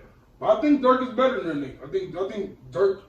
He ain't got no songs like Fabricated. Lil Baby ain't got none like Fabricated. Or like even like a song like a song like Bougie with Meek Mill, right? Like that song is very industry standard. But I feel like the fact that Dirk did it the way he did it and also rapped on it, like the way he rapped on it, makes him different from a Roddy or. But you would listen to Dirk over Herbo? Any other week. I like and back when I was rapping, like I couldn't rap on beat, so I prefer niggas to rap on beat. I need that. I mean, but Herbo not off beat. Definitely not off beat. He be on a different beat. Just the way he raps. Exactly. It's the way he delivering it. And he always like, all right, I get it, bro. I get you mad, but come on, tone it down just a little bit. Like that ain't fair. He be yelling more than me. Who? Herb be angry as hell. I can't listen to Herb and just be cooling. You can just cool Herb. Yeah. You gotta have Herb, and you want like in your gym mode, like it's dope as it's beast mode. Some old. I listen to some old Dirk in the gym. But Herb ain't. Herb, all right, now we gotta have that talk. You heard what he just said? We gotta have that talk. He can rap. His ass off. With who? What you mean with who? With himself. What do you put Herb at in the industry right now? You put Herb up there with like niggas like Freddie Gibbs? Yeah. You rapping with him? But see, one thing about Dirk is he's not a real hip hop. I'm talking about Herb. I mean, right, Herb. He's not really a hip hop nigga like that. Like he can rap, but he don't rap like how rappers rap. Like he don't follow the same structure and the same pattern. Like if there's a code to rapping and there's a rap for dummies, everybody use that but Herb. Like he just raps and he can rap. He can rap. That's what it come down to. I say Mello. What do you think about her? Like, is he? I don't understand why niggas are saying he off beat. He's like, no, he's not. But the sound is, what do you say, melodic? He say the sound is melodic now, or some to that nature. That's not even for me. I get that point, but for me, what it is with Herb is that Herb is just Herb all the time. Like it's very monotonous. It's never like he never. It just never. It's every song to me like Dirk, to me it's damn near the same. Like Dirk is Dirk-yo. Like Dirk, like of course it's melody to it, so it makes shit sound different. But Herb, I'm not calling Herb the baby either. I think Herb is a shout out him. PTSD is a dope album. I think the Swervo album was called. But like What's the album before that? What's the album right before The one with Southside? Yeah, that joint. No, that's Southside. The other one, the one right before that, it was Humble Beast. Humble Beast was... Whole album off beat. The whole joint, top to bottom, off beat. But he got better. He's improved a lot over the last few years. But for me, it's just like, you 24 now. How many more years can I see her doing this successfully? Like this, without improving. I think it's time for her. I think Herb has to show proof. It's time for it's about that time for that. Because I'm looking at Dirk, and I thought Dirk would be trash. Like when Dirk used to do the auto tune shit heavy, and like now he still does it, but he does it in a way now. He's kind of into the trap world while staying drill in a fly ass way. So yeah, but no diss to neither one of them cats, man. Herb is dope.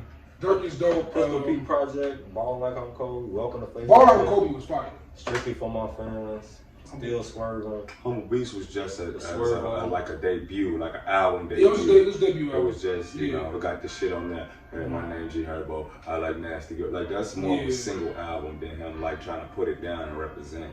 And I take it as that. Facts, I put that. Yeah, man. So a good episode, man. Appreciate y'all, man. Shout out to Tim for sleep for letting us be up in the spot, man. Up in the crib. Shout out to Smooda. He's lighting up with the Herbo topic. Should have did that earlier, so you wouldn't have been so mad at the Drake topic. That's gonna sound like shit on the audio, but it's all good. It's all good in the hood, man. 26 years right here through all three of us, man. Despite the argument being Smooda, love this dude like my blood. The guy is still an asshole. And LeVar Ball still stupid as fuck. But man, until next time, man. I'm Juice. And it's all love, spread love, and I want to shout out my main man, Jay Black. He ain't here today. What up, Black? Shout out to Jay Black. Yes, sir. Shout out to Jay Black. That's my dog for life, man. Peace and blessings, y'all.